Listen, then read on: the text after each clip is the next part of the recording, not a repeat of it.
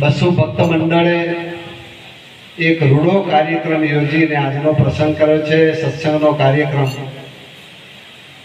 અને જે ગંગાની ધારા અહીંયા વહેતી કરવા માટેનો એક જબરજસ્ત એટલો પ્રેમાળ, હું તો પ્રેમાળ પ્રસંગ કહું છું કે સાહેબ એમનો જે મેં ભાવ જોયો છે ને, અમે પોતે બહુ ગદગદિત થયા છીએ। તો આજના પ્રસંગે મારી બાજુમાં બિરાજમાન અમારા વડીલ એવા વિરમરામ મહારાજ, મારી બાજુમાં હિરવાણી નિવાસી ગંગારામ મહારાજ, આદરણીય મફારામ મહારાજ શ્રી, માતાશ્રીઓ, મંદિરના પૂજારી શ્રી, જગાણા અને આજુબાજુ ગામથી અત્રે જે ભજન સત્સંગી પુરુષો પધાર્યા છે એવા જિજ્ઞાસુ, પીપાસુ અને સત્સંગના તરસે એવા સર્વે જ્ઞાની બંધુઓ, બહેનો, માતાઓ સૌના આત્મામાં બિરાજમાન આપના અંતરાત્માને મારા જય ગુરુ મહારાજ, જય સચ્ચિદાનંદ। મિત્રો, કાર્યક્રમની શરૂઆત કરું એ પહેલા મેં હમણાં જે વાત કરી ને, અમારે બાબુભાઈ આવે, કાંતિભાઈ આવે, ભરતભાઈ આવે, એમણે જે એટલા પ્રેમથી, એટલે મને એટલું એક કહેવાની મરજી થાય કે આશરો એનો એ હાવનાનો પણ આપ જેવડો આવકાર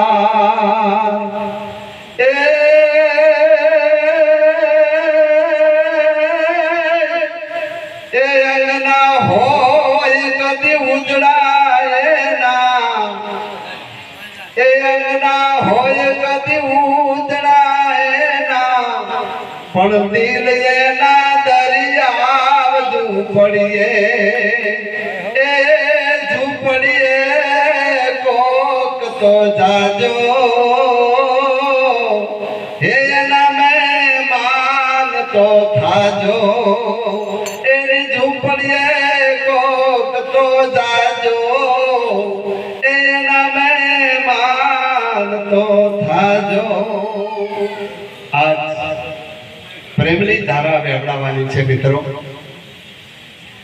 અને તમે જોજો, આપણે બધા આપણા ભારત દેશની અંદર હિમાલયની ખોપરામાંથી ગંગા માતા જે વહેતી છે, હરિદ્વાર ને કાશી થઈને જે ગંગા માતા જાય છે, ને આપણે બધા આપણે જાણીએ છીએ કે ગંગામાંથી એક નાનકડી લોટી ભરીને લાવ્યા હોય, અને એનો એ મહિમા છે કે સાહેબ વર્ષો વીતી જાય ને તો એ પાણી બગડતું નથી, એની ખૂબી છે। પણ એ ગંગાની ધારા આજ તમારું બસો ભક્ત મંડળ આજે અહીં સુધી લાવ્યા હોય, જ્ઞાની પુરુષો એમ કહેતા હોય કે હેકણ કડકો હાડરો જો ગંગા તટ જાય તો માનવ્યા કુળ માય ભૂત ન હરજે ભાગીરથી। આપણા ગામમાં કોકનો અગ્નિ સંસ્કાર અહીંયા કર્યો હોય અને એની પછી આપણે જેમ કહેવાય કે એની વાણી ઠારી દઈએ, અને ઠાર્યા પછી એના ફૂલ આપણે વીણીને એક ઘડામાં ભેળા કરીએ અને એને પધરાવવા માટે ગંગામાં જતા હોય। સાહેબ, જો સંત પુરુષોની ધારા જે મળતી હોય ને એમાં જો કદાચ આપણો જો આ મનરૂપી હાડકાનો કટકો જો પડી જાય ને સાહેબ, તો એનો બેડો પાર થઈ જાય। એ મહાપુરુષોની તાકાત છે સાહેબ। હંમેશા અને ભજનની તરસ શું કરે છે તમે વિચારો કે આનું આજ ગામ હોય, નહીતર હમણાં મેં જેમ વાત કરી ને કે ભાઈ ગંગાના કિનારે ઠેઠ માણસ ગયો હોય, ઠેઠ ગંગા કિનારે ગયો હોય, અને હાથમાં જો કદાચ એને લાકડી હોય, 70 વર્ષ વહી ગયા હોય ને ઉભો કિનારે ઉભો એમ કે જો ગંગામાં નાવું હોય તો આટલી વાર થાય એમ કરીને લાકડી ડબોળે, પણ નથી નાવું લ્યો। હા, એને કોણ ઉગે, કોણ સમજાવે હામણા? તો આવી રીતના જે પણ માણસોને જેને ચટકો લાગી ગયો ને એ તો પછી ઠેઠ જગાણાથી દોડીને આવે અને પછી થલવાડાથી દોડીને આવે, ચટકો લાગે ને એ આ પંથ છે ને, આ તો ગાંડાઓનો પંથ છે। હા, આ તો પાગલોનો પંથ છે અને ઘર બાળવાનો પંથ છે સાહેબ, અહીંયા ભેડું કરવાનો પંથ નથી। અને એટલા માટે ગોવિંદ મહાપુરુષે ગાયું છે કે ગાંડાની વણદાર અરે રે નો ગણતા ન આવે પાર, એ જો પાઈ ગાંડાની વણજારજી। આ વિભીષણ ને એ હનુમાન ગાંડા અને ગાંડી શબરી નારજી અને નારદ મુનિ તો એવા ગાંડા એ જ દિન છોડ્યા નહીં કીર્તાન એ જ દિન બાંધ્યો નહીં સંસાર એ જો પાયા ગાંડાની વણજારજી અને છેલ્લી એની કડી છે કે ગોવિંદ ગાંડો એનું ગીત ગાંડું ગાંડા સાંભળનાર આ દુનિયા જેને ગાંડા કહે છે તો મારા હરીને મન હોશિયાર જોજો ભાઈ આ ગાંડાની વણજાર જેને જગત ગાંડું કે મીરા ગાંડી થઈ નરસિંહ ગાંડો થયો પણ જગત એને ગાંડું કે પણ મારા હરીના ખોળે હોશિયાર હતા સાહેબ અને જેને જેને આ માર્ગ પકડ્યો છે એને તળાવવું પડ્યું છે જેને જેને આ માર્ગ પકડ્યો એને કપાવવું પડ્યું છે એને બળવું પડ્યું છે કારણ કે આ જગત અને ભગત ને સદાય ને વેર છે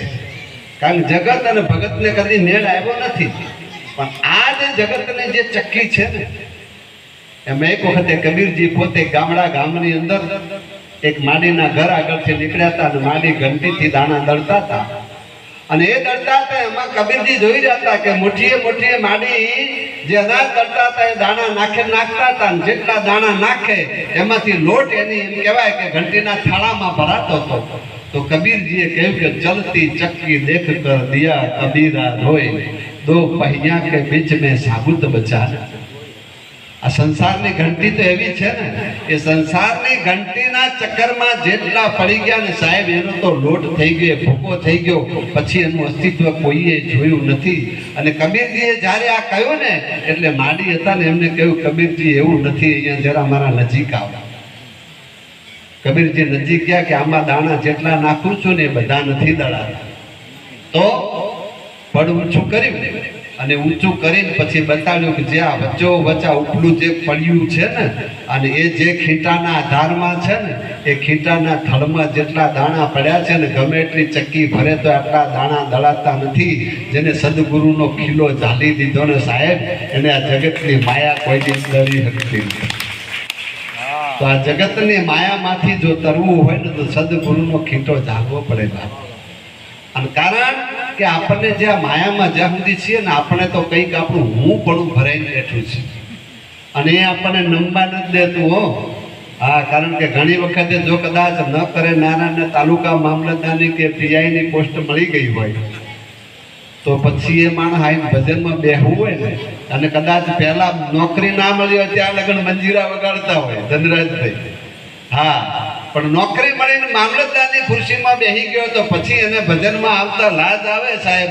કારણ કે એ વખતે એને એનો અભિમાન નડે આજે મોટાપણું છે ને અરે મુચ્છો મરડતા મહીપતિ ગજબ હતા ગંભીર અને સબળિયાના શરીર અને મહાને દીઠા મેકરણ કેટલા મુછાડા માણસો અહીંયા થઈ ગયા અને આપણે જોજો કોઈ પણ ગામની અંદર તમે બેઠા હોય ને આપણા ભૂતપૂર્વ જે વડીલો થઈ ગયા એમની કેટલાક ગામની અંદર વાતો કરવા બેઠા તો કોઈ કેમ કે અમારા ગામમાં ફલાણા અમુક તાકાતવાળા એવા હતા કે 5-5 મણની બબે બોરી માથે બે બગલમાં ઉપાડીને જતા હતા કોઈ વળી કે અમારા અમુક વડીલ એવા હતા આટલો ગોળ ખાઈ જતા હતા આટલું ઘી પી જતા હતા આટલી મહેનત આમ કરતા હતા એ બળિયાની વાતો કરીએ છે ને એમનો કોઈ પત્તો સરનામું અત્યારે છે સાહેબે બળી ગયા એટલે મુછો મરણતા મહીપતિ ગજબ હતા ગંભીર એ સબળિયાના શરીર અને મહાને દીઠા મેકરણ ગીતા ગાઈ અને જ્ઞાન દીધું કહો કૃષ્ણએ કેવી કરી અને શામળિયાના શરીર અને મહાને દીઠા મેકરણ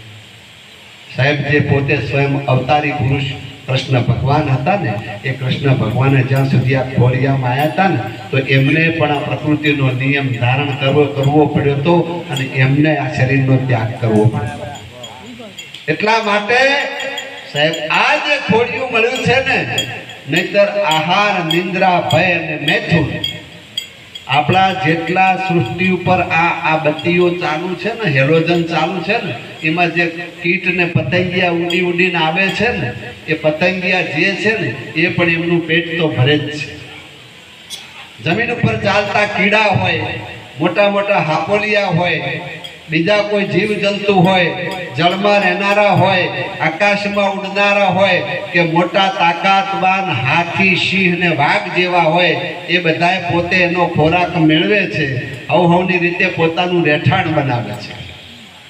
એ રહેઠાણ શું કામ? સલામતી માટે. કોઈ માળો બનાવે, કોઈ દર બનાવે, કોઈ ગુફા બનાવે, કોઈ બીજી રીતે એનું બનાવે, પણ એનું ઘર બનાવે. અને આપણે કદાચ મોટા બંગલા બનાવે, છાપરીથી શરૂઆત કરી અને કરોડ, 2 કરોડ, 5 કરોડના બંગલા બનાવે, પણ મૂળ કહેવાય તો રહેઠાણ ને. તો જીવજંતુ એનો આવાસ બનાવે, આપણે પણ આપણો આવાસ બનાવીએ, એટલે પેટ ભરીએ, રહેઠાણનું ઠેકાણું કરીએ, નિંદ્રા કરીએ અને મૈથુન માને પ્રજા પેદા કરીએ. આટલું તો જાનવરો કરે છે. ભેંસો બચ્ચો નથી જણતી, ગાયો વાછરડાને નથી જણતી. તો એ બધાય જેવું આટલું કરે, એટલું જો આપણે પોતે પણ જો એટલું જ કરીએ તો જનાવરને આપણામાં ફરક શું? પણ પરમાત્માએ આ માણસને કંઈક વધારાનું આપ્યું છે, એક મગજ આપ્યું છે. હમણાં અમે બેઠા હતા ને, જમ્યા પછી અમારા વિરમરાજ મહારાજે એક સરસ વાત કરી હતી કે આ માણસ યોની જ એકલી એવી છે કે એમાં કમાણી કરી શકાય, બાકી બીજી બધી જેટલી યોની છે ને, જેટલા જીવ, જેટલી ખાણીના, એ બધાને ભોગવવું જ પડે. સુંદર એમને વાત કરી હતી કે એક ગાયના બાવલાની અંદર ઈતળી ચોટી હોય તો ગાય આમ કઈ ઉખાડી શકે ખરી? અને માણસને માખ બે તો ટ્રફ દઈને ટાપી મારીને ઉડાડી શકે. એટલે માણસ સ્વતંત્ર છે બાબતમાં. અને એટલા માટે જેટલા પણ બાકીના જીવો છે ને, અરે ઇવન ઇન્દ્રલોક સુધી કે બ્રહ્મલોક સુધી, એ બધી ભોગ યોની છે. આ બધા દુઃખ અને યાતના ભોગવે છે. અને જેટલા દેવ યોની, ગંધર્વ લોક, પિતૃલોક, દેવલોક, બધા જે લોક છે એ સાહેબી ભોગવે છે, પણ બધા એટીએમ કાર્ડ છે. બહુ પુણ્ય ભેગું કરશું ને તો ઇન્દ્રલોક મળશે, દેવનું લોક મળશે, પણ જેટલું તમારા બેંકની અંદર બેલેન્સ હશે ત્યાં સુધી એ એટીએમ છે. તમે એટીએમ થી ઉપાડ્યા જ કરો, ઉપાડ્યા જ કરો, ઉપાડ્યા જ કરો. 50 લાખ હોય કે 5 કરોડ હોય, એક દિવસ એવો આવે કે એટીએમ ઘસા જ રાખીએ તો કોક દાડો ઝીરો બેલેન્સ થાય, અને પછી એટીએમ માં કાર્ડ નાખો ને એટલે આપકા બેલેન્સ ખતમ હે. પછી જ આપણને શું કે ગેટ આઉટ. અને એ વખતે ફરીથી પાછા દેવલોકમાં હોય તો પણ આ પૃથ્વી ઉપર આવવું પડે. અને પૃથ્વી ઉપર આવ્યા પછી ફરીથી મનુષ્યનો અવતાર, કારણ કે એ લોકોની જે ગતિ છે દેવલોકમાં જે જોજો, ભૂંડું જેનું કર્મ હોય એ અધમ તિર્યંક યોનિમાં જાય, અને જેના પુણ્ય બળ ભેગું થયું હોય એ ઉચ્ચ ગતિમાં જાય. પણ ત્યાં ગયા પછી એને પાછા આવવું પડે અને ફરીથી મનુષ્યનું અવતાર એને મળે, કારણ કે પુણ્ય બળ એનું જાજુ હોય દેવલોકમાં હોય. અને પછી એ જે એમ કહેવાય કે માણસના શરીરમાં આવે તો શુચિનામ શ્રીમતામ કહે, એ પૈસાદાર શ્રીમંતના ઘેર ખરો, પણ ગુણિયલ શ્રીમંતના ઘેર એનો અવતાર મળે. શુચિનામ શ્રીમતામ કહે. અને ત્યાં આગળ આવ્યા પછી પણ ભક્તિ કરવી પડે. અને ભક્તિ કરે, સદગુરુના શરણે જાય, અને ના જાય તો એની મુક્તિ આજે નથી, કાલે નથી, વળી પાછા લક્ષ 84ની. અને એટલા માટે સંતો આવા કહે છે કે આત્માને ઓળખ્યા વિના રે લખ 84 નહીં મળે, તારી ભ્રમણાને ભાગ્યા વિના ભવના ફેરા નહીં કરે છે. તો પ્યાર કરીને તારા જીવનને સાહેબ, કારણ કે જેટલું પણ હમણાં એક વાત કરીએ કે સુખ મળવું અને આનંદ મળવો, સુખ છે ને વધારે ઘટાડે હોઈ શકે. આપણે પગે બળતા હોઈએ તો પછી પહેરવાનું ગમે તે કંઈક મળી જાય તો આપણને સુખ થાય, પણ એ જ આપણે પહેર્યા પછી બીજાના પગમાં સારું જૂતું જોઈએ તો આપણું સુખ પાછું ઘટી જાય. થાય કે નહીં? આપણે નવું મકાન બનાવીએ અને નવું મકાન પહેલા જૂનામાં રહેતા હોય, નવા મકાનનું વાસ્તુ કરીએ તો એ દિવસે રાજીના રેડ થઈ ગયા હોય, બહુ આનંદથી રહેવા ગયા હોય, પણ 12 મહિના પછી આપણો હગો ભાઈ આપણી બાજુમાં બીજું આપણા કરતો 2 માળનો બંગલો બનાવે તો આપણને જે ઘર આપણને જે સુખ આપતું હતું ને એનો ગ્રાફ આપણને નીચે આવે ને આવે. એનું એ જ ઘર અને એના એ જ આપણે, એટલે સુખ કે દુઃખ, એ સુખ છે ને એમાં ભરતી ઓટ આવે, એનો ગ્રાફ છે ને આમ ચાલે. પણ આનંદ એ સાહેબ વધતોય નથી, ઘટતોય નથી. એ આનંદનો જે દેશ છે ને, એટલા માટે મહાપુરુષો કહે છે કે આપણી અંદર જે રમી રહ્યો છે ને એ તો સચ્ચિત આનંદ રૂપ છે. અને એ આનંદને મેળવવા માટે તમારે મારે સદગુરુના શરણાની જરૂર છે. અને સદગુરુજી આપણને શું આપે? આપણે ઘેર મજૂરી કરવા નથી આવતા. આપણે બહેનો ગાઈએ છીએ ને કે વહુવારું થઈને વાલો આવ્યા રેલું શકુબાઈના દયણા દળ્યા હતા, છાશે તાણીથી વાસિંદાએ કર્યા હતા, માની લઈએ છીએ. પણ આજે એવી માન્યતા રાખીને જો કોઈ માળા પકડતા, તો હું એમ કહું છું પકડતા જ નથી. કારણ કે કોઈ પણ વસ્તુ જ્યાં સુધી તમારા જગતનું કોઈ પણ કાર્ય થાય તો એ તો મૂળ આવ્યું તો માયામાં ને, માયાના કુંડાળામાં છે. અરે સાહેબ, સદગુરુ જે દિવસે મળે ને એ દિવસે તમારી બધી માયાની બાદ બાકી કરાવે, આ બધું છોડાવે. અને જો છોડાવે ને તો સદગુરુ કહેવાય નહીં. અને જો માયામાં સુખ હોત તો બાણુલખ માળવો છોડીને ગોપીચંદ એને સલામી ના કરી હોત. એ બાણુલખ માળવાને એને વંદન કરી દીધા હતા સાહેબ. એ છોડી અને એમ કહેવાય કે એને ભભૂતિ કપાળમાં લગાવી લીધી. અને તોય એ ગોપીચંદ શમશાનની અંદર બેઠેલા હતા અને ત્યાં શમશાનમાં એવી ધૂળી દેખાવી હતી કે શમશાનની અંદર જ્યારે મળું બાળવા માટે લોકો આવે તો એમાં જે મળા લાડવો કર્યો હોય ને એ લાડવામાંથી બાટી બનાવે. અને એ બાટી બનાવી બાજરાના લોટની એ મળું બાળી હોય એ જ અંગારામાં એમાં શેકે અને એની બાટી બનાવીને ખાય. એવા રોજ મળના આવતા ના હોય. એટલે ઘણીવાર અઠવાડિયાનું લાંઘણ થાય. વર્ષો વિદ્યા અને હિમાલયના ખોપરા ઉપર માં ભગવતી પાર્વતીજી હતા. એમણે શંકર પ્રભુને કીધું કે હે પ્રભુ, હવે તો આવો બાણુલખ માળવો છોડીને આવો મહારાણો આટલી બધી સાહેબીની અંદર ને આટલા કષ્ટ બેઠે છે, હવે એની ઉપર રાજી થાઓ, એને દર્શન આપો. એટલે ભગવાને કીધું કે પાર્વતીજી, ઉમિયાજી હજી વાર છે, હજી સમય પાક્યો નથી. અરે પ્રભુ, આટલું બધું કષ્ટ બેઠે ને તમે કહેશો સમય પાક્યો નથી? તો કે ના પ્રભુ, ગમે એમ કરો પણ હવે મારાથી નથી ખમાતું, તમે એની ઉપર મહેરબાની કરો, પ્રગટ થાઓ, એને દર્શન આપો. તો કે હાલો આપણે બે જઈએ અને સમય પાક્યો હશે તો એને દર્શન આપીશું. કુદરતને કરવા એવું કે અઠવાડિયું થઈ ગયેલું, બરાબર ભૂખ લાગેલી, મળું આવ્યું ને મળા લાડવો લઈ અને ભઠ્ઠીમાં શેકી અને એને શેક્યા પછી બહાર કાઢી નામ કરીને જેમ કહેવાય કે જે બાટી બનાવી હતી નામ ફૂંક મારી અને તોડવાની તૈયારી કરતા હતા.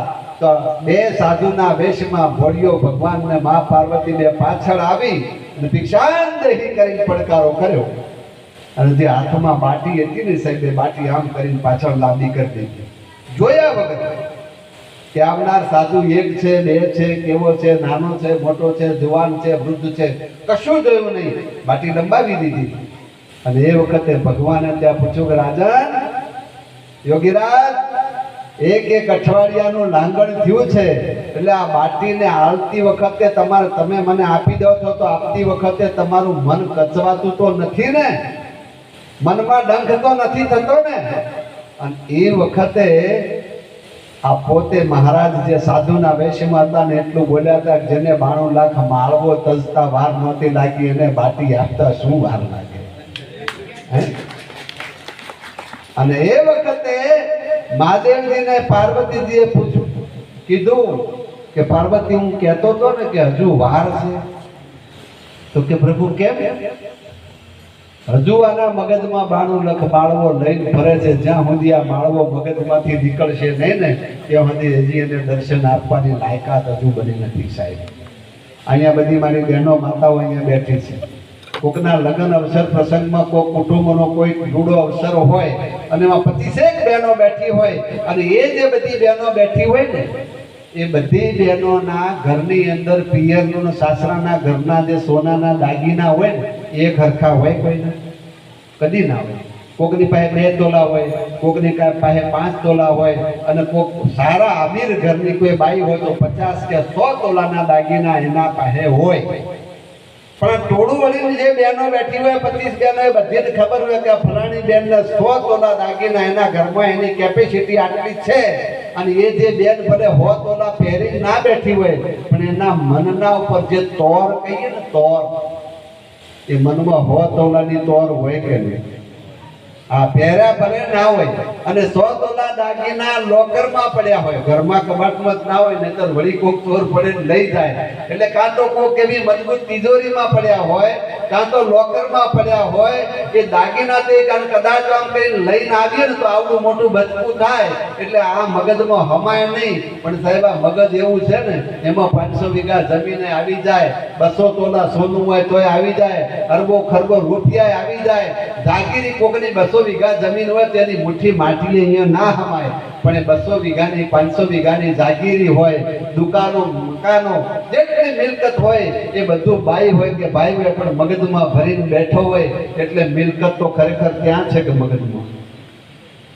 એટલે આપણે ઉપાડીને ફરીએ છીએ ને આપણા મગજમાં કે હું મિલકત વાળો છું, હું અમીર. સાહેબ આ અમીરી જે દિવસે મટી જાય ને અને એ દિવસે ખાલી ને ખાલી સદગુરુને મળવાને માટે લાયક થઈ ગયા કહેવાય.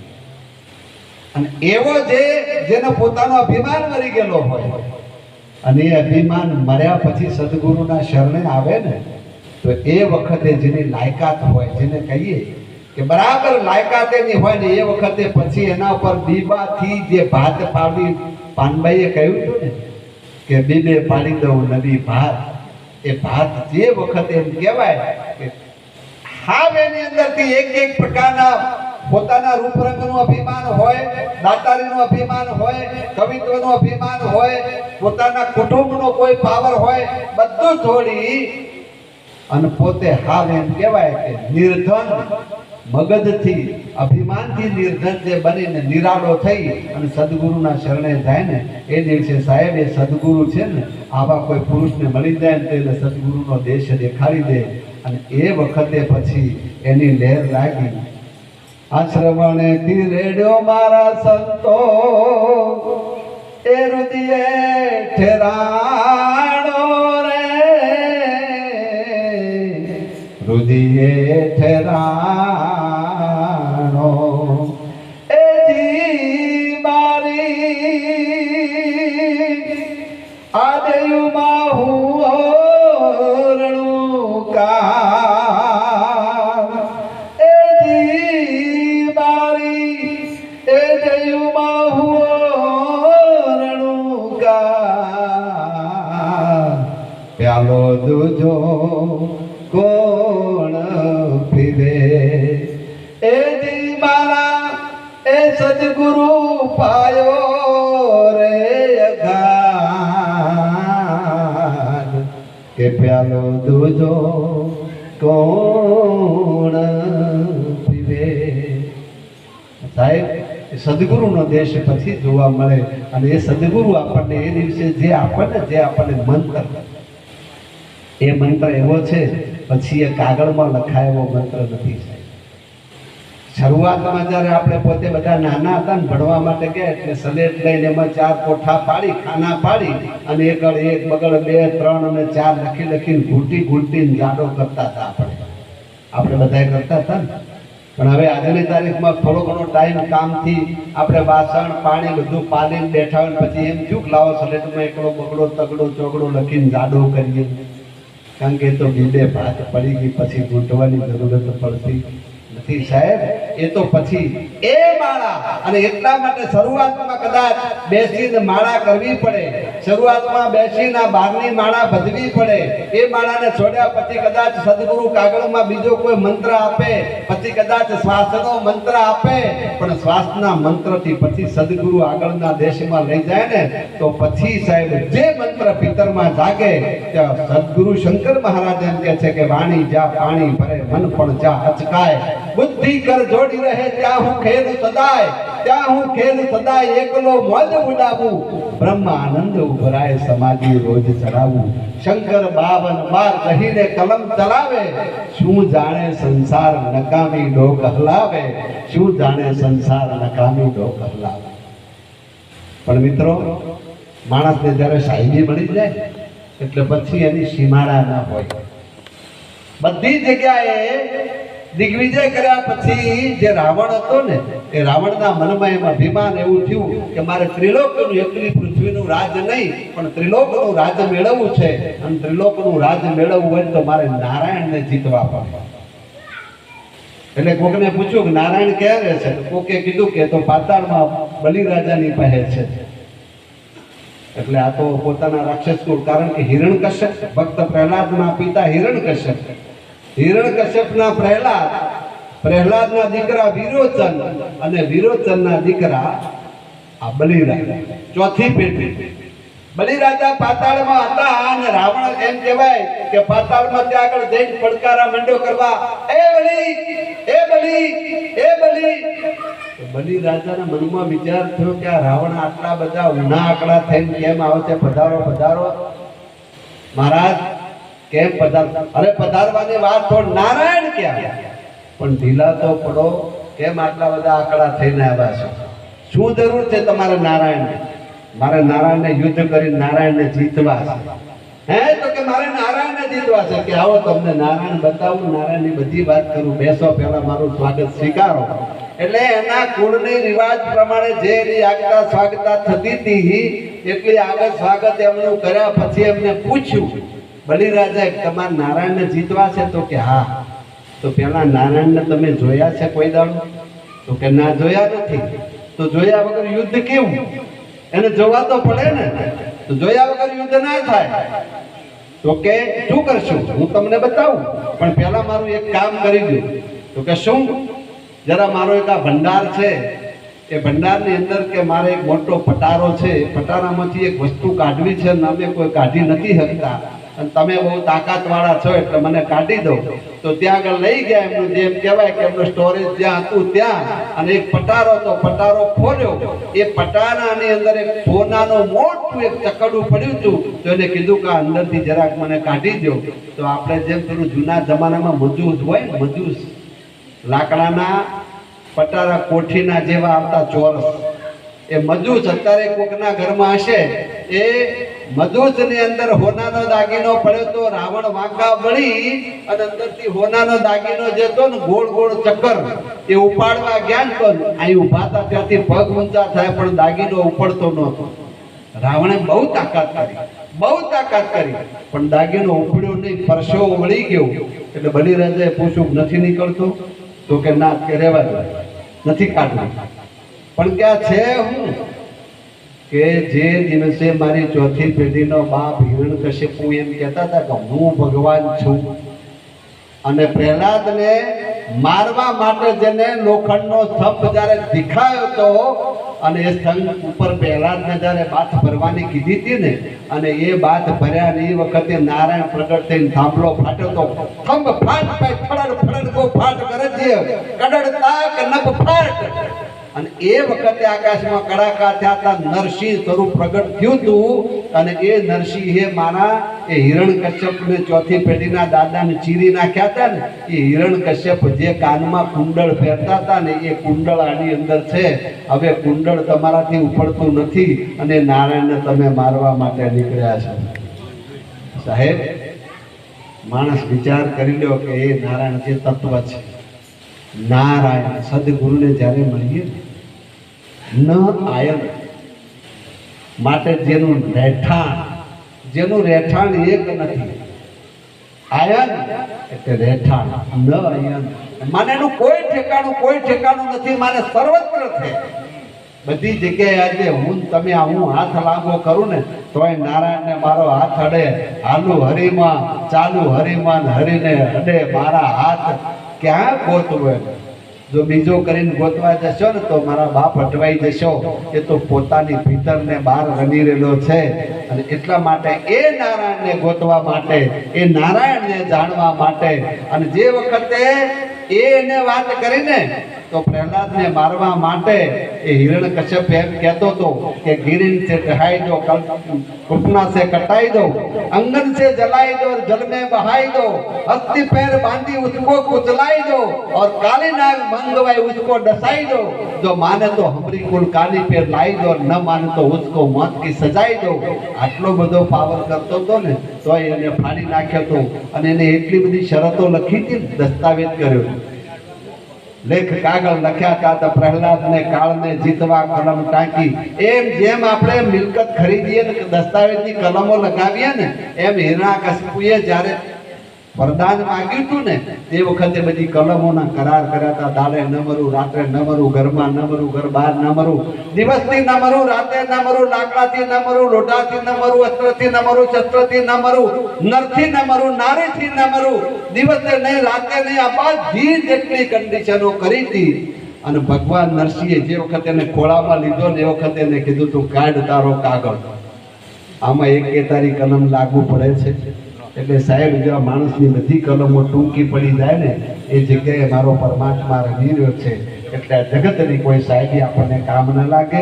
એ પરમાત્માને પામવો હોય તો મહાપુરુષોના શરણે જવું પડે અને એ આપણને ગુરુ મંત્ર આપે, પછી એ પરમાત્મા શું છે એ વાત આપણને સમજાય. આજના પ્રસંગે હજુ અમારા બે વડીલ વક્તાઓને આપણે સાંભળવા છે એટલે મારી વાણીને હવે વિરામ આપીશ. આપ સૌને મળી, સૌના દર્શનથી ધન્ય થયો.